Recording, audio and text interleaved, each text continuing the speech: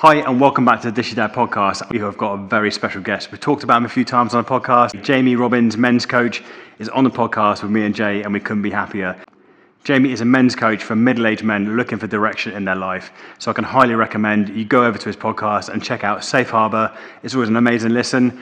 And for any man struggling at the moment with a change in his life, divorce, breakups, Jamie's your man. As the podcast starts, we're just trying to get everything ready, get everything working, and that's why we're in fits of laughter as the podcast starts. So here we go into this week's episode, Season 2, Episode 1, Jamie Robbins, Men's Coach. Welcome to the Dishy Dads, the podcast where culinary creativity meets captivating conversations. Stay tuned for delicious recipes, juicy stories, and inspiring guests. All served up just for you. Hello, mate. Welcome to Dishy Dad podcast. We're just rolling. Hello, mate. So we're getting. That's a good start, isn't it? Yeah, look, we haven't just been trying to for 20 minutes. Yeah, because we're professionals. Yay, we did it. 20 minutes. That's what happens when you get three middle-aged men around technology, isn't it? I think so. So introducing our first guest is Jamie, men's coach. Jamie, thanks for coming on. You're welcome, man. Good to see you again. It's an absolute pleasure to have you as our first guest as well. And I think what a better way to launch Dishy Dad's first guest with having you on. So yeah, thanks for your time, mate. Most important. It's, again, yeah, because we haven't done this before, have we? It's just like you say, three middle-aged men who can't use software. Honestly, Jamie, I feel like the older I get, the more stupid I become with technology. Like, I don't know what's happening. I used to be so good with it, but I feel like as I'm getting older, I don't know how to do as much as I used to be able to do. I don't know if things are changing and I'm just becoming more stupid. I'm not. Well, you're a Dishy Dad, aren't you? You're a chef. You're not an internet guru. I was a whiz on a VHS video. ever since then, mate, it's been downhill. Right, no, it's a pleasure, man. It's a pleasure to come on. I love your show. I listen to it. I know people say that all the time, don't they? Oh, I love your show.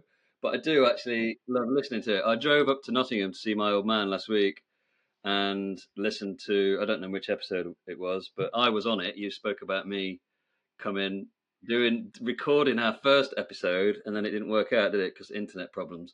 And I really enjoyed it. I enjoyed the flow. I enjoy your two's energy. You're obviously really good mates.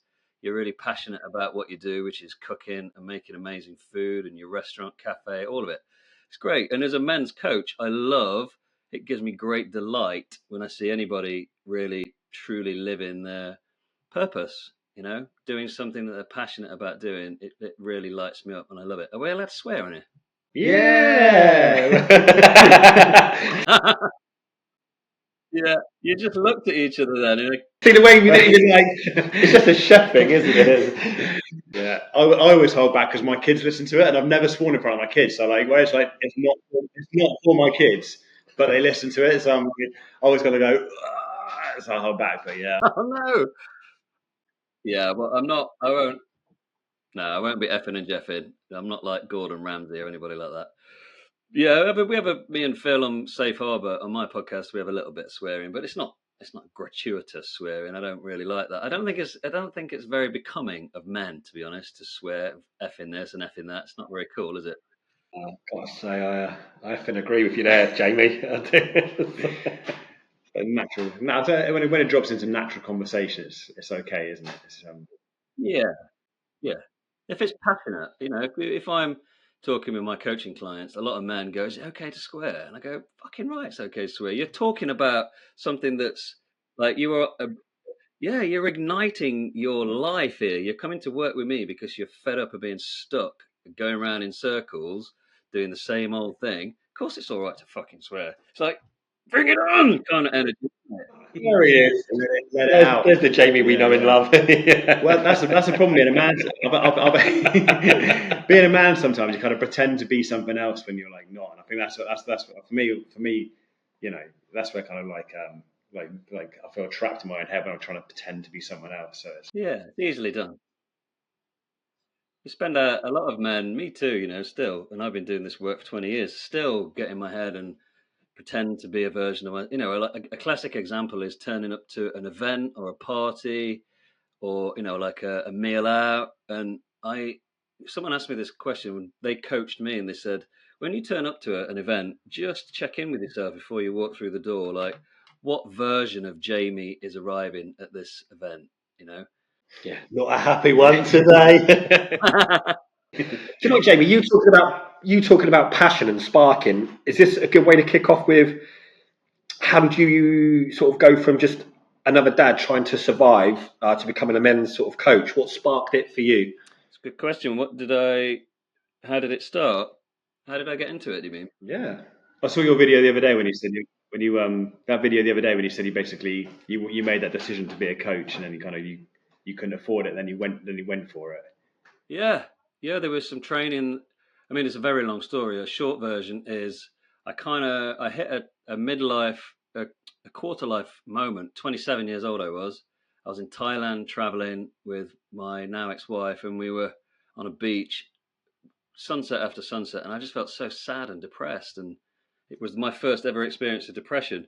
When we got back from there, I sold my little flat in Nottingham, and I had this little pot of money, like 12 or 13 grand, something like that. It weren't a lot, equity at this flat that I sold because it was just a pain in the arse. And Jo, she said, why don't you go and do this? And she presented this piece of paper in front of me, like a flyer. She said, why don't you go and do this training? And it was with CTI, who I trained to be a coach and it was a year-long leadership program, 4 one-week retreats in Spain, and it was 12 grand back then. And it was just something inside me just went, yes, I'm doing it. And I didn't even know what I was signing up for, really. I just felt, have you ever feel like a massive yes in your gut? Like you guys setting up restaurants and stuff, you go, this is fucking insane. Have we got this? But your whole body's going, yes, do it. Stop thinking about it. This is your moment. So I did it, and I spoke to the guys. I said, look, I need a bursary because I can't do all that, out in one whack. And they made it happen, spread the costs, and I went and did it. And that was the pivotal moment that I thought, right, this is what I want to do. I want to help people, and I want everybody else to come and discover what it means to live your best life. I know that sounds a bit knobby kind of coach language, like TikTok fodder, but it is. It's like, it's available to everybody, and that's why.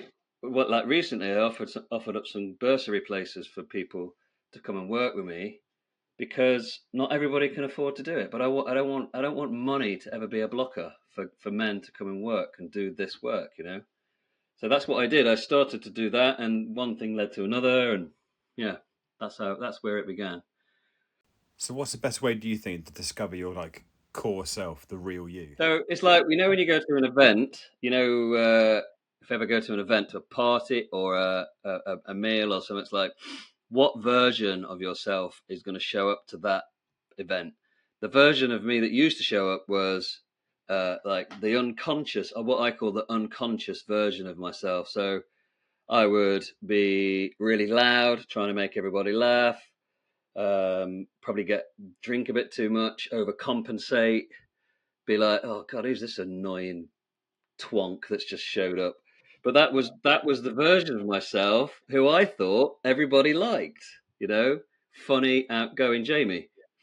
What I then learned doing that whole year of leadership, what they call leadership development, like real deep dive stuff. Like, I remember coming home after retreat 1, and Jo opened the door, and I literally fell through the door on my hands and knees, tears streaming out my nose, going, oh my God, I don't know who I am anymore. Because what it did, it completely dismantled that the version of me that I'd lived the first 30 years of my life. I realized I've just been living this pretense all of that time. I thought that's what a man was supposed to be like, based on what I'd seen out in the world. And the reflection that I got back from most people was, yay, happy-go-lucky Jamie, he's a good laugh, he's he likes to drink and have a good time, he's a good party. But actually I realized that was just my mask. That was the mask I used to put on when I showed up anywhere to be liked. And that's what I started to dismantle over that year, and then build and discover, actually not build, but discover the true essence version of myself, which was really scary, actually, because I didn't know who that guy was. And I had to start again from scratch. I found it's kind of like, I thought, I'm 50. I am who I am. Because I kind of did the same thing, I think. It's kind of like, stop pretending to be somebody. Just, if people don't like you, they don't like you, man. And if they like you, they like you. And I've always been a bit of a knobhead, to be honest, Jamie. I am what I am. You've still got to discover. Yeah, I've still got a lot to discover. You're going to burst out in tears a minute and realise that's me. I'm like Marmite. Well, I think most of us are like Marmite, but what I'm really practicing at the minute, since my separation was, since I've been on my own for 3 years, I've found that, again, sounds quite self-help booky, but rediscovering who I am in the last 3 years, like spending lots of time on my own. I've had to do that work, Like Jamie, you talk a lot about men struggling in silence, like especially around breakups and divorce. Why do you think blokes still bottle it up even now? Why do they bottle it up? I think I'll speak for myself. I think there's a fear. I think there's a fear of, if I let this stuff out, I don't have the tools. This was certainly what was true for me. If I let this stuff out, if I lift the lid on this, do I have the tools to be able to deal with what comes out? And will I be able to put it back in? Because so much has been bottled up over 50 years, not doing this kind of work, or 40 years or 30 years, whatever. I'm working with a new client now, who's 27. It's refreshing. He's doing the work. That's when I started my journey. And I think because there's this fear of, there's a lot of shame, there's a lot of fear, there's a lot of uncertainty.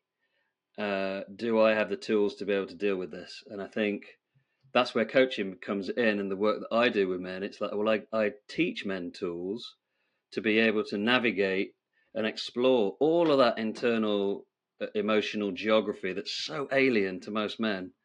We don't know what it's like to stay in fear for a while, to stay in grief, to hang out in those places that are scary and uncharted territory for most men, because who wants to hang out in fear for too long? I'd sooner go to the pub, thanks, or I don't want to stay in this grief. I'll go and watch Netflix or smoke a spliff or whatever it is to escape it. And the invitation to stay, to just fucking stay a bit longer, man. Because if you learn how to be with that stuff, then your life will be so much richer. Because whatever comes your way, you'll be able to deal with it. That's why I think most men just go, "Nah, I can't be bothered with that. It's too much work. No thanks. Just push it back under. Drink a beer, smoke a spliff, distraction, whatever, to avoid it." Escape. Yeah. It's like the suicide stats for men, Jamie. They're like, especially middle-aged men, they're like real heartbreaking, aren't they? In your coaching, what's the biggest thing that helps guys turn things around? Cool, great question. The biggest thing, I think, awareness. I think it's awareness. Got loads more. Huh? You what? Got loads more. Got loads more. Part two, don't worry. Great question. I think the biggest thing that helps men turn it around, I think when men come to work with me and I help them feel safe initially, that they feel safe and they can trust me to go on a journey with me for 3 months together. I think once there's safety and trust, then they can start to open up, and then they can start to explore and become aware of their emotional range. And when I say emotional range, I mean, like people talk about this comfort zone thing, don't they? A lot of men, their comfort zone of emotion is so tiny. Like they won't cry, won't show any sign of weakness, won't talk about their emotions with anybody, even men or women. They hold it in. Once that starts to loosen, that comfort zone gets slightly bigger each time and stretches out. And then they feel safe and they feel seen and they feel heard, and it's completely confidential space when anybody works with me. It's totally safe. And we go we go to edges. It's great, and we have some fun. We have some laughs as well. It's not all it's not heavy like therapy. It's like stretching that comfort zone to a point of feeling safe, and then you can go there, and then they take that out into the world, and they feel confident to be able to talk to their mates about it. The scary thing for me, I lost a good friend of mine about 5 years ago. We were talking the night before he killed himself. He was happy, he was laughing. He had his own restaurant. He had his daughter was like a voice actor for like a Peppa Pig, and he was always screaming success. And then next morning, found in his study like hanging. You know what I mean? So I think it's just the I think for me it's when your friends don't open up and they don't tell you how they're feeling. Do you know what I mean? So that's like the hardest thing, isn't it? That's right. I'm so sorry to hear that, Gary. It's 12 men a day. 12 men today will check out, and tomorrow, on average, 12 men. Imagine 12 men stood in front of us right now, and then they just go bump bump bump bump bump bump bump bump bump gone. And the impact that leaves behind. It's not the fact that they just disappear, gone forever. The impact that leaves on their kids, with their wives, with their mum and dads if they're still around. And the average and the danger zone is our age. Well, my age, it's like between 46 and 50 is the highest rate, is the highest risk. Do you reckon like divorce and breakup's a big part of that, or is it just a middle age? Do you think it's a middle age thing, or do you think it's just a lost thing, like you were saying earlier? It's another great question. I don't know. If we knew that, then I mean, I think it's like a fingerprint. Everyone's different, aren't they? Everyone's got a different reason and the tipping point can be something really small. And I don't know how to get in the heads of those guys and figure out, what is it that has them decide? Because to take your own life is it's a permanent solution for a temporary problem. Is what the word someone else. Yeah, it really is a permanent solution to a temporary problem, and that doesn't make the problem small, because I'm sure any bloke who's listening to this who's got to their lowest point in life, that's not that's a big deal. I've got pretty low. I've never thought about taking my own life, but I've got into the territory of thinking, wow, I can see how from this place, if 2 or 3 things happened, I can see how men could get like, I'm done. I can't do this anymore. Yeah. I think the closest when my wife asked for a divorce, and then I ended up for no reason other than she was unhappy. I kind of in an empty flat, no furniture, and I think that's probably about a 2-second point where I thought, that's game over, everything's gone. And then I thought, oh, I've got the kids, and then but you can see how people like you say, take that instant moment and go, life's better off without me. When in fact it's not. The kid. It was the kids who turned me around. I thought, kids still need you, and blah blah blah. So you kind of like. Well, Ricky Gervais so beautifully does it in that afterlife thing, and he's got the dog, hasn't he? All through that program, he's kind of picking up the pills, and he's smoking heroin, and he's doing all these things. It's just the dog that keeps him alive, isn't it? That the only reason he's still around is because you don't want to leave that dog, and that can be a thread, it can hold people together. Yeah. And we said last time in the lost recording about doing the because we're doing a cookery school, so we're talking about doing that we're really seriously thinking about now. We're doing that cookery round table kind of thing where blokes just come out and kind of share their. Yeah, we're definitely looking at going to find some dates and maybe try and get that done throughout the year, not on just a one-off, but a bit more regular. So men's table. Yeah, that's it. Yeah, men's table. Yeah. We'd love to get you down, Jamie, for some food in the chat. Love that. Yeah. I'm vegetarian, vegan. All right, you're not coming. So, not really. Talking of food, then, Jamie, food brings people together. What's your go-to? I am not. I will eat anything. I would even eat Ricky Gervais's dog if I was hungry. Nothing some crispy chili or won't my oldest daughter's vegan. I upset her when I said if I was hungry, I'd eat you. And do you have a go-to comfort meal, Jamie, or you're like a steak man, a curry king, or some sort of tea and biscuit guy? Maybe a slice of toast. I don't know. All of those, yeah. All of those. All of them. Just imagine Jamie with a buffet every night. It's like curry on toast. Curry on toast with biscuits on the side. All your online content, do you film it all yourself and then do all your own editing, or do you outsource or anything, or is it? I do, yeah. I do it all. It's all on my phone. Yeah, I love it. That's why I love the TikTok thing, because it's just instant. So if I think of a video to do, if I'm out and about, I'll just record it. I always carry these this little microphone thing and this gimbal. I've got it. I carry it everywhere. In fact, I've got 2 of these. And so if ever I feel inspired to do a video, I'll just do it there and then. Yeah. I love that. Love that. It don't take 2 minutes to edit it and stick it out on CapCut.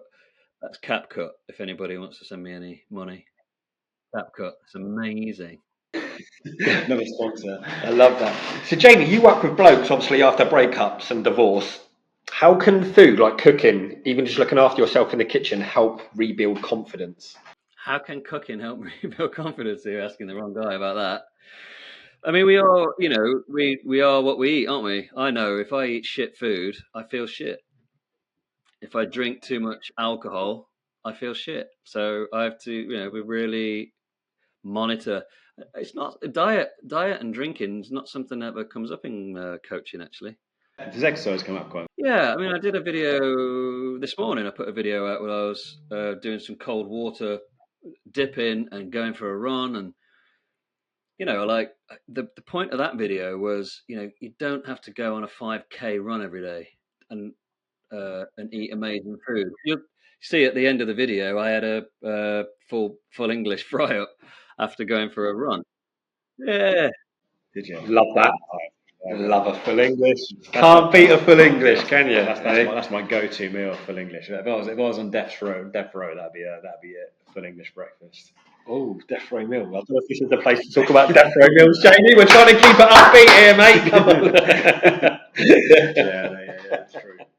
I think just anything in moderation, isn't it? If you enjoy it, just have it. But everything comes at a cost, doesn't it? If you're gonna drink every day, that's gonna cost you financially and physically. And a bit of exercise, you don't have. It's okay to just do like a little run around the block or a walk around the block. You don't getting into midlife. Got enough problems without having to worry about am I doing enough exercise, and that comparison thing is also a thing. You've only got to look on TikTok and Instagram, and everyone's like, "Oh, look at me with my fucking 6-pack, and I'm 54. I've got the body of a 20-year-old." Fuck off! You haven't. Jamie, so you got 2 daughters. Twin daughters? Just daughters. Two teenage daughters. 2 teenage daughters. Yeah. 20-year-old. She just turned 20 and 17. Yeah. Because me and Gary were saying, as dads, we're always trying to set examples. If your daughters took one lesson from the work you do with men, what would you want it to be? Say that question again. Is that a mouthful? If your daughters took one lesson, if they took one lesson from the work you do with men, what would you want it to be? I asked you to say it again because you said what I thought you said. Wow, that's a good question. I think the energy. Probing question. No, I thought, we can ask these questions. He's done his homework, Gary. He's done his homework. I think as a dad with 2 women, because they're women now, I really class them as women. As a role model, as their dad, I think it's my duty, really. It's my duty to, because they're going to grow up with boyfriends and men in their life. I just want to set a good example that, there are some good men out in the world. As men get a bad rap, I'm not saying that all women are man haters. I'm not saying that not for 1 second. I don't mean that. What I mean is I think a lot of men get a bit of a hard time, and there are some shitty men out in the world. Of course there are. You've got to look at politics, Trump and all that. Like, there are some right knobheads of men out there in the world, aren't there? But, I think as a man with 2 women, it's my responsibility to be a good role model. as a man, so that I teach them trust, that they can trust men, that they you know that men are good at loving and being tactile and caring and tender and vulnerable, all of those things that I think a lot of us men don't get credit for, actually, especially from women. Again, I'm not saying that all women got to be careful what I say. Still a few of us left. There's still a few of us there's a left. few good ones. There's a few good ones. Yeah, because there are, we are big softies, a lot of us men out in the world, and I would love it if my girls could spread that message out in the world to other women that there are some good men out there, and you just got to go and find them.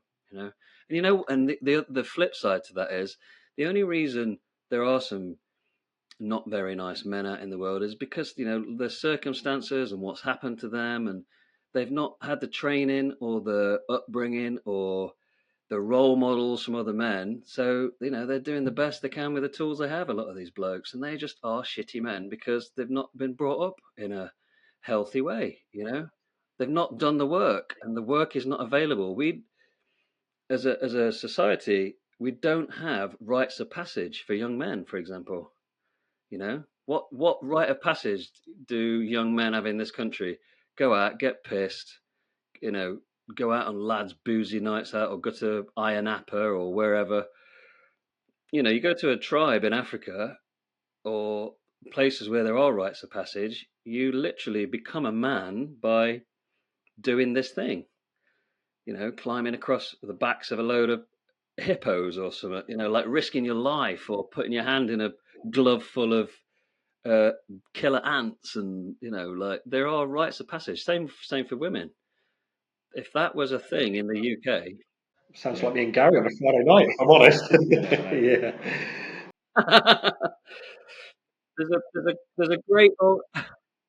there's a great organisation here in Stroud called Journeyman. Journeyman do rites of passage work with young teenage boys, and that should be a thing in schools, or it should be a thing that's offered to young men. I think there'd be a lot less shitty men out in the world if young men had a way to really become a man in a healthy way, and respect women and respect boundaries and respect what it means to be a man, because I think it starts in teenagehood with, that's a whole podcast in itself. The lack of fathers in the home, and that more teenage boys have got a mobile phone in their hand and a father in the house, which obviously is like we said, a big thing. Yeah. Yeah, that's right. Yeah. It's not their fault. A lot of the time, it's not their fault. So last one for any bloke listening right now who's struggling or on the edge. What's one small thing they can do to climb out of the hole? Talk. Yeah. Talk to someone. Talk to people. Yeah. Pick up the phone and dare to call. It makes me emotional because I've been there. I've been that guy who has been having a hard time, and even doing what I do for this long, being a coach, helping men, I still find it hard to pick up the phone and ask a mate for help, still. And that's why I just got emotional then, because I know how hard it is for men to go, you know what, I'm having a hard time right now and I need some help. And I think that's what I would say to anyone who's having a bit of a tough time right now. And you don't need to be suicidal either. You could just be a bit worried about how you're going to pay your mortgage this month. It doesn't have to be, or you're worried about your son or your daughter because they've got into vaping, or I don't know, whatever it is. It can be just talk to somebody, man. Pick up the phone, and that goes the other way around. It goes the other way around as well, guys. Talk to your mates, message your mate. Even if you think he's doing all right, like your mate Gary. Even if you think your mate's doing okay, maybe he's not. So check in with him from time to time. Yeah. Yeah. Exactly. But I think that's why we love this podcast so much, because me and Gary use this as being friends to talk about our week and how we're feeling, how we're doing, how it's been, how it's going. Shit, all good. But yeah, similar backgrounds, similar upbringings, same jobs. Like I can feel everything he talks about. So Yeah. that's why we love to share this podcast, because we just want people to see we're not just really good looking and brilliant chefs, Jamie. Yeah. We like to. Sorry, was that a laugh? Yeah. Right. No, we love people to hear about just what we talk about. We just talk what we want to talk about, don't we? Well, we said the amount of voice notes we drop each other on WhatsApp should be a separate podcast. Yeah. Well, that's an interesting point, right? So I do this thing with my mate Phil Askew, who I used to co-host my podcast with, another coach mate of mine. We've known each other quite a long time. We started doing a check-in, WhatsApp check-in audio thing with each other just before lockdown. We're still doing it now. Every single day, we record a voice note check-in to each other every single day, and it's forged a friendship that I would class Phil as like one of my top 5 mates, if not one of my top 3 mates. We're shy of 5 mates. Who I can, like if I had some bad news today, he would be the first person I'd message, making me emotional again. because I know he's got my back. Yeah. And just by having that connection every single day for 3 years, we've checked in with each other. And sometimes we check out at the end of the day. And that's powerful. That's like, you don't do that with mates normally. But because it's on a WhatsApp audio, we don't have to talk to each other in person. Because if I called him at 1:00 in the afternoon and he couldn't answer because he was on a call, he wouldn't answer it, and then I wouldn't get to talk to him. But because I send him a WhatsApp message, he can listen to it whatever time of the day he wants.